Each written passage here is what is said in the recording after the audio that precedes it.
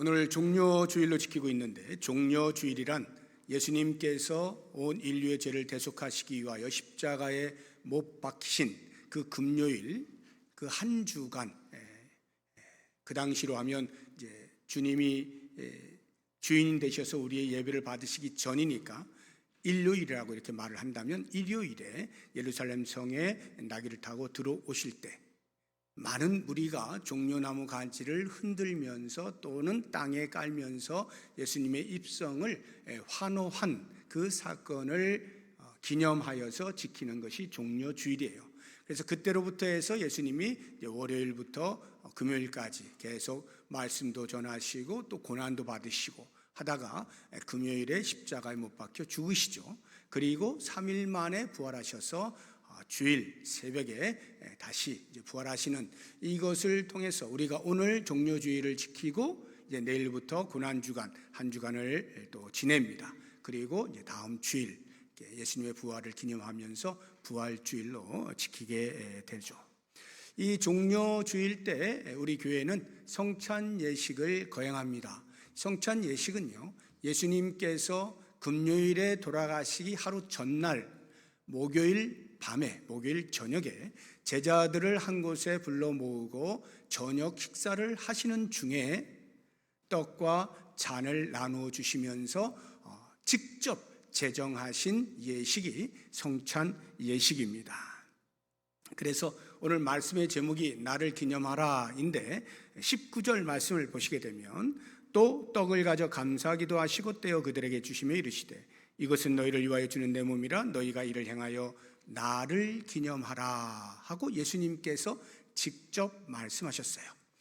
이 나를 기념하라는 예수님의 말씀이 마태복음과 마가복음에서는 병행 구절 내에 발견이 되지 않습니다. 누가가 독특하게 예수님이 이렇게 말씀하셨다고 기록을 해놓고 있는데요, 과연 누가가 제대로 듣고 기록을 한 것인지에 대하여서 사도 바울이 증인으로 등장하는 것을 볼 수가 있는데, 사도 바울이 예수님께서 이렇게 말씀하셨다 하면서 교회들에게 성찬 예식에 대하여 강조하는 말씀을 찾아보면 이 말씀이 들어있는 것을 볼 수가 있어요.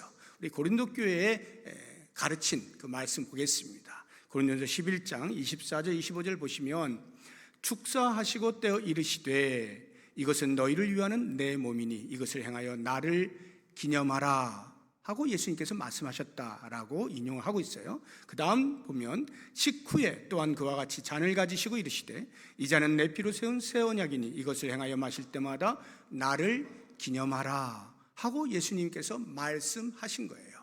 그래서 예수님의 말씀하신 나를 기념하라 하는 것을 우리가 이제 생각을 해보려고 하는데, 예수님께서 십자가에서 죽으시기 하루 전날에 제자들을 불러 모아놓고 이 성찬 예식을 할 때는 그것으로 끝나기 위해서 베푼 것이 아니고요, 대대로 이어오면서 새롭게 생겨나게 되어질 예수 공동체는 언제나 이 예식을 거행해야 된다 하는 것을 가르쳐 주시는 첫 모델로서 이 말씀이 나와 있는 거예요. 그래서 사도 바울도 고린도 교회뿐만이 아니라 그가 복음을 전하여 교회를 세울 때마다 이 성찬에 대해서 가르치고 성찬 예식에 참여할 것, 성찬 예식을 거행할 것을 가르치게 된 것이고, 오늘날 2000여 년이 지난 우리도 여전히 마찬가지로 주님이 오실 때까지는 계속해서 이 성찬 예식을 거행을 하면서 예수님께서 나를 기념하라 하신 말씀을 따라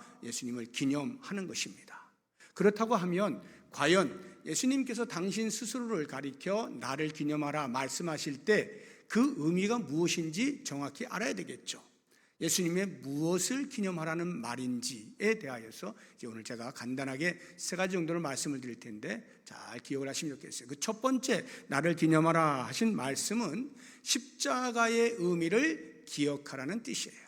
예수님께서 십자가에 못 박혀 죽으신 그 사건의 의미를 기억하라는 거죠.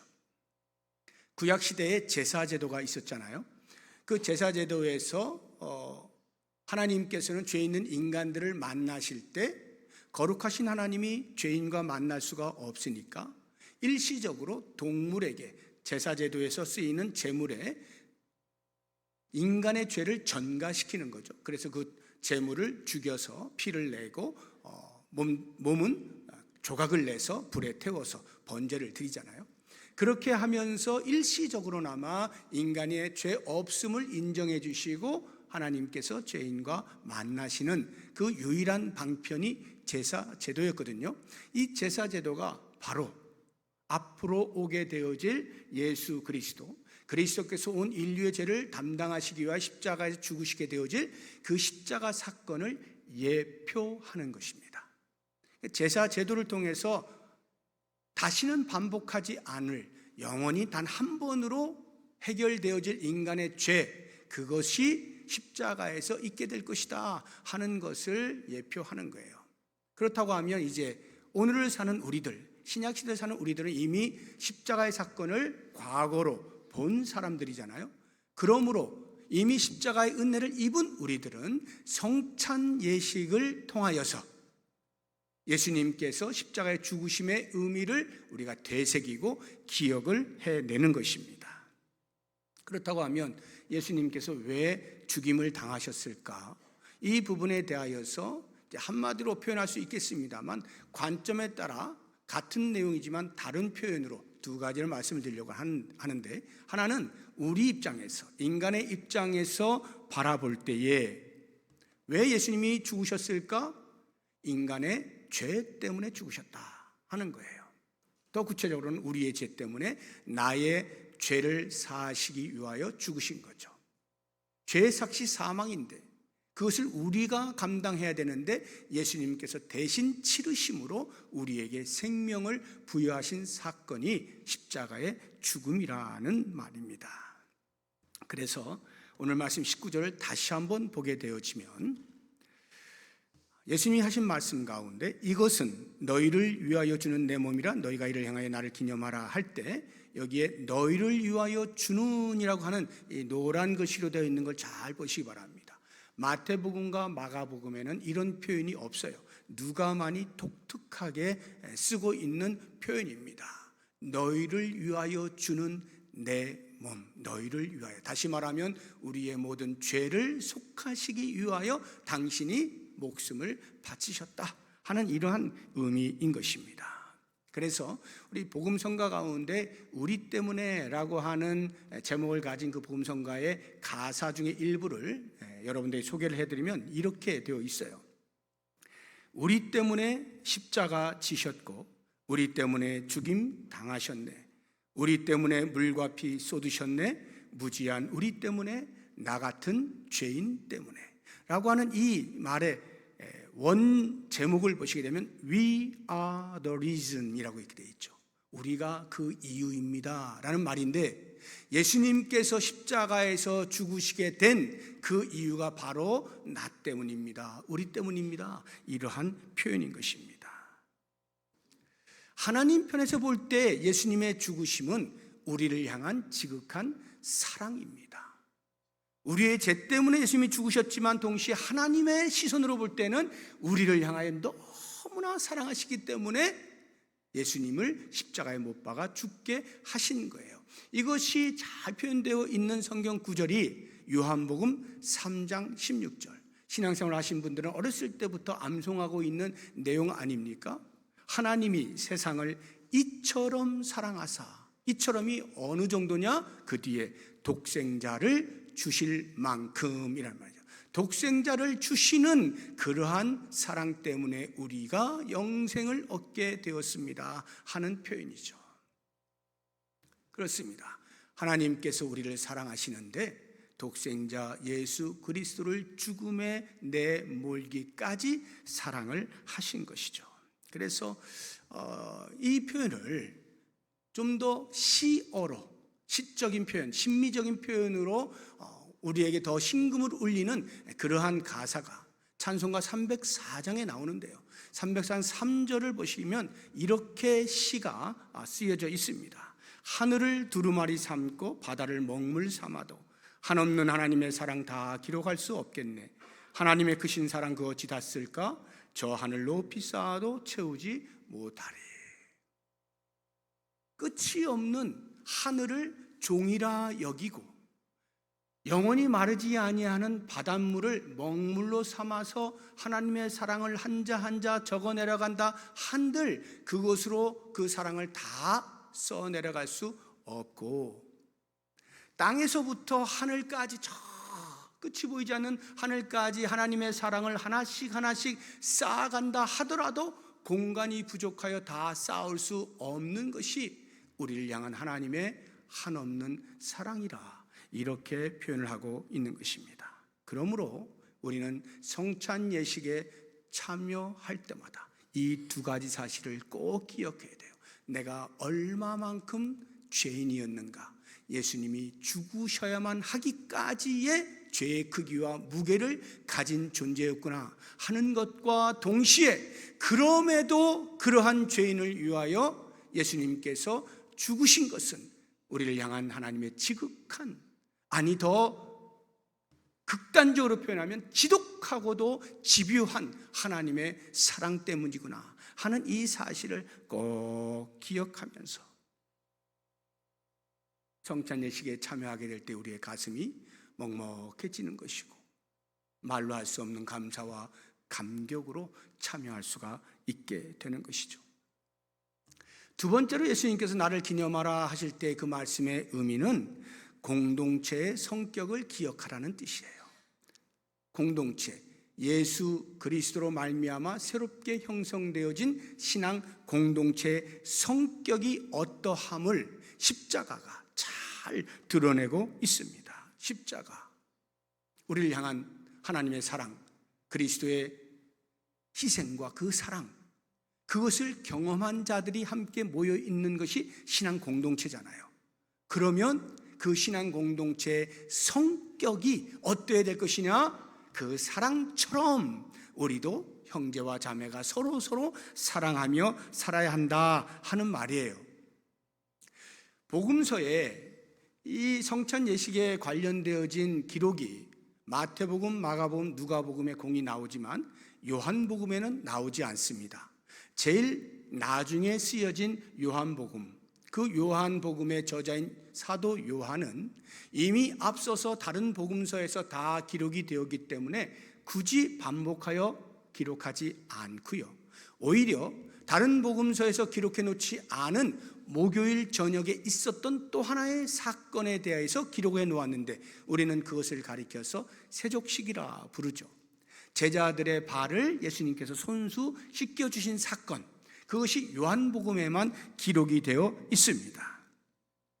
이 세족식은 우리 예수를 믿는 사람들, 예수 공동체 일원이 어떻게 서로 사랑해야 하느냐 하는 것을 잘 가르쳐주는 사건입니다.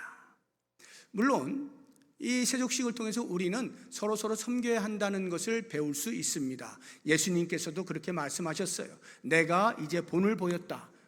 선생된 내가 제자인 너희들의 발을 씻겼으니까 너희들도 서로 발 씻기는 것에 대하여 무안해할 필요 없다. 이 말의 의미는 서로 잘 섬겨야 한다 하는 섬김의 본으로서 이 세족식을 우리가 이해할 수 있어요.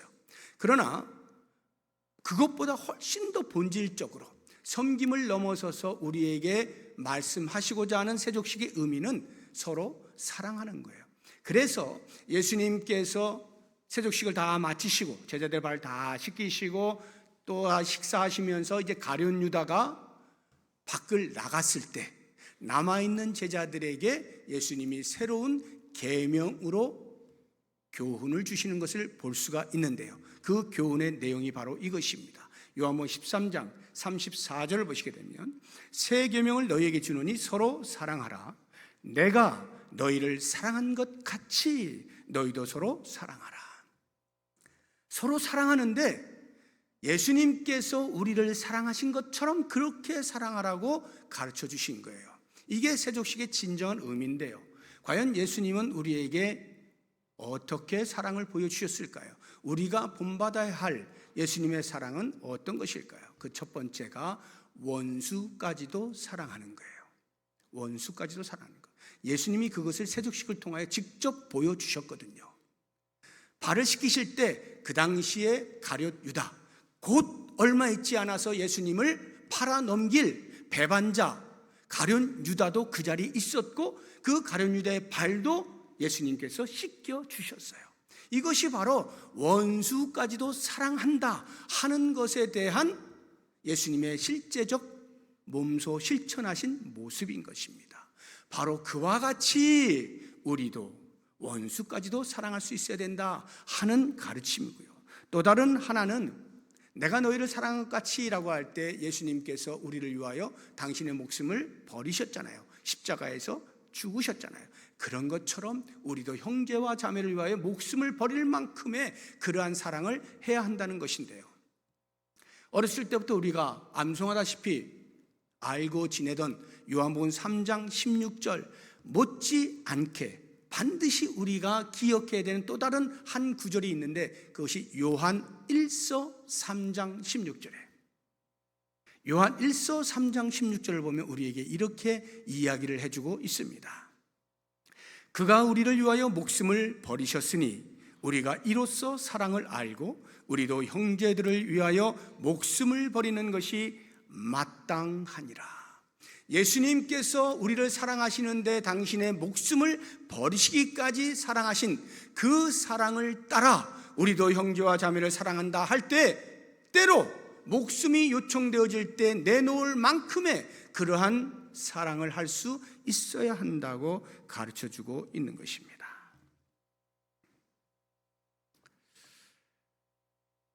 우리가 성찬 예식에 참여할 때마다 바로 이 사실을 기억해야 돼요. 단지 예수님과 나와의 관계 속에서만 그리스도와의 연합을 경험하고 그리스도의 나를 향한 사랑을 경험하고 내 죄가 얼마나 컸는데 그 죄를 위하여 예수님께 고통당하신 그것만 묵상하는 것으로 끝나는 것이 아니라 이 성찬 예식에 참여하는 사랑하는 형제 자매들 공동체를 생각해야 돼요. 이 공동체가 어떤 공동체인가? 예수님께서 보여주신 그 사랑을 실천하는 공동체다, 서로 사랑하는 공동체다 하는 것을 반드시 기억을 해야 돼요. 제가 여러분들에게 한번 여쭙겠습니다. 이 자리에서 여러분의 마음을 한번 들여다보시고 내가 지금 우리 신앙 공동체 안에 원수처럼 여기는 누군가가 있다 혹시 생각되시는 분 있습니까? 저 사람은 내 원수야 원수, 이렇게 생각되는 분 혹시 있습니까? 제가 믿기로는 한 사람도 없을 거라는 생각은 들어요. 원수 삼을 만큼 무슨 큰 원한지는 일은 없잖아요. 그러나 소소한 것들은 있을 수 있어요. 사람이기 때문에 생각이 다르고 표현하는 것이 다르고 행동하는 게 다르다 보니까 마찰이 있을 수가 있고 갈등이 있을 수가 있어요. 그래서 그로 인하여서 미워하는 감정이 일시적으로 일어날 수 있습니다. 저 사람 안 보고 싶어, 저 사람하고 말 섞고 싶지 않아, 같은 자리에 있고 싶지 않아, 이런 생각할 수 있다고 여겨집니다. 그런 분들은 가끔씩 있을 수 있어요. 여러분들 마음속에 한번 들여다보세요. 저 사람하고 같이 있으면 괜스레 불편해, 빨리 헤어지고 싶고, 이런 경우 있을 수 있어요. 그러나 견원지간이야, 원수야 원수, 내가 기회만 되면 내가 반드시 복수하고 말 거야, 이를 갈 만큼 그렇게 원수지간으로 지낼 만한 사람은 거의 없을 거예요. 그런 특별한 일이 거의 일어나지 않거든요. 그런데 예수님께서 하시는 말씀이 원수까지도 사랑을 하잖아요. 원수까지도. 그 이야기는 뭐냐 하면 우리에게 어지간해서는 일어나지 아니하는 원수될 만한 그런 관계, 그것은 없다고 본다 할 때, 그러면 나머지는 우리의 마음속에서 일시적으로 순간순간 일어나는 그러한 감정들인데, 원수도 사랑해야 한다면 하물며 그렇게 소소하게 가끔씩 일시적으로 임시적으로 일어나는 그러한 마음의 감정을 다스리지 못하고서야 어떻게 예수 공동체 안에 한 일원이라고 말을 할 수가 있겠는가? 그런 감정도 다스릴 수가 없는데 우리가 어떻게 성찬 예식에 참여하면서 우리가 그리스도 안에서 하나입니다 라고 할 수가 있겠느냐 하는 거예요. 그래서 우리가 이 성찬 예식에 참여할 때마다 공동체를 깊이 묵상해야 됩니다. 우리의 마음 가운데 혹이라도 그러한 것이 조금이라도 걸리는 것이 있을 때 바로 내어놓는 거죠. 주님, 제가 이렇게 못났습니다. 제가 이렇게 연약합니다. 그러나 이조차도 주님께서 크신 사랑으로 나를 품으시고 하나님의 자녀 되게 해 주셨사오니 저도 누군가에 대하여 내 마음을 열고 받아들일 수 있게 해 주십시오. 혹은 그 반대일 수도 있겠죠. 내가 누군가에게 껄끄러운 존재로 만약에 내가 알지 못하는 사이에 존재하고 있다면 나를 용서하시고 서로 받아낼 수 있는 그러한 공동체 되게 해 주십시오라고 는 마음으로 이 성찬 예식에 참여할 수 있어야 하는 것입니다. 마지막 세 번째로 예수님께서 나를 기념하라 말씀하실 때에는 너희들에게 부여된 사명을 기억하라는 말씀이에요. 십자가의 은혜로 우리가 죄사함을 받았어요. 그리고 새로운 생명을 부여받았습니다. 그런데 예수님께서는 그것으로 끝내지 아니하시고 새 생명을 받은 우리들에게 새로운 삶의 목표, 사명을 부여하셨어요. 이것은 우리에게 거래하시는 것이 아닙니다. 내가 너 살려줬으니까 이제부터 너는 나를 위해 살아야 돼 하고 우리가 지기 힘든 무거운 짐을 어깨에다가 짊어지게 하신 것이 아니고 삶의 목표를 알지 못하며 살던 우리의 삶에 선명한 삶의 목표, 방향을 설정해 주신 거예요. 그게 뭡니까? 예수 그리스도의 사랑을 먼저 경험한 자가 아직 그리스도의 사랑을 알지 못하는 사람들에게 그 사랑을 전하게 하는 것, 이것이 바로 우리에게 부여된 사명인 것이죠. 예수님의 십자가의 죽으심은요, 나를 위하여 죽으신 거예요. 그러나 기억하십시오. 나를 위하여 죽으신 예수의 십자가는 나만을 위하여 죽으신 것은 아닙니다. 예수님의 십자가 사건은 온 인류의 죄를 감당하시기 위하여 죽으신 거예요. 온 인류의 죄예요. 나를 위하여 죽으신 예수님은 너를 위하여서도 죽으시는 거고 저 사람을 위하여서도 죽으신 거예요. 그러므로 먼저 경험한 우리가, 먼저 깨달은 우리가, 먼저 영접한 우리가 아직 그 자리에 있지 못한 그리스도의 사랑을 알지 못하는 사람들에게 이 놀라운 비밀을 알려줄 사명이 우리에게 있다 하는 것입니다. 그래서 사도 바울은 세우는 교회마다 성찬 예식을 가르치면서 이렇게 말씀하신 거예요. 고린도전서 11장 26절을 보시면 너희가 이 떡을 먹으며 이 잔을 마실 때마다 주의 죽으심을 그가 오실 때까지 전해야 한다. 그리스도께서 다시 오시는 그날까지 성찬 예식에 참여할 때마다 그렇구나, 이게 우리만으로 끝나는 것이 아니라 이 놀라운 은혜, 하나님의 사랑을 만방에 전하고 알려야 되는구나 하는 것들, 이것을 성찬 예식에 참여할 때마다 기억해 내야 한다 하는 것입니다. 그러면 우리에게 맡겨진 사명, 전도하는 사명, 이 전도를 어떻게 할 것이냐 할 때 크게 두 가지가 있어요. 하나는 우리의 말로 하는 거예요. 또 다른 하나는 우리의 삶으로 전도하는 거예요. 말로 전도할 때 기억해야 되는 거 있습니다.